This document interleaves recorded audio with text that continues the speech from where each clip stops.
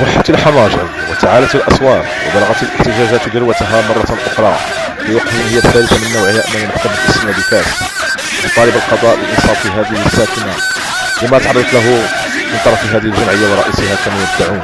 الرئيس المتابع في حالة صراع، وتبقى الآمال معلقة على القضاء كي يقول كلمته الفيصل في هذه النازلة وليس أحد آخر. وعلم أنه يوم الاثنين أن الغرفة الجنحية بمحكمة الاستئناف تؤيد قرار قاضي التحقيق والذي قضى بمتابعة رئيس الجمعية في حالة صلاح بكفالة مالية قدرت ب 100 مليون سنتيم. الفلاحون مستاءون وغاضبون ويلوحون بالتصعيد. لنتابع.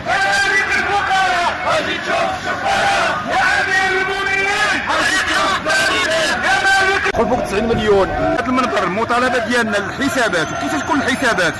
الموافقه على مقرر الحسابات من جمعيه عامه او من المكتب المسير للجمعيه ولا الفيدراليه او الاتحاد اذا كان بطريقه سلميه، اذا كان مسير سليم، انه كيدير عند اختتام السنه الماليه للجمعيه او الفيدراليه او الاتحاد كيتبعوا الوثائق المحاسب تعطيهم البيلوت. هذا هو القانون، هذا هو القانون.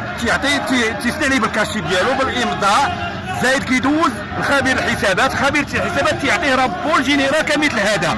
الى عند هذا الرئيس ديال الجمعيه من هذا المنبر تنوصل الرساله لرئيس الجمعيه تستقي والمكتب ديالو والاعيان ديالو، الى عنده حسابات بحال هذه يحطها امام القضاء المغربي وراه غياخذ الحريه ديالو غياخذ البراءه. وإلا ما عندش من 2007 رابور جينيرال من 2007 كل سنه بعجزها او بفائضها فخصو يتعتقل وخصو يرد المال العام الى الفلاحه. والسلام عليكم وعليكم السلام. شنو بغيت تقول يا سي؟ شنو بغيت تقول؟ زائد هذا الشيء راه عنده جمعيه ديال الماء الشرب يسيطر عليها هو ومرته وخوه. عنده جمعيه ديال الشرب كاينه 300 مكانه، حسب عليا المكانه بشحال؟ ب 1000 درهم وموله.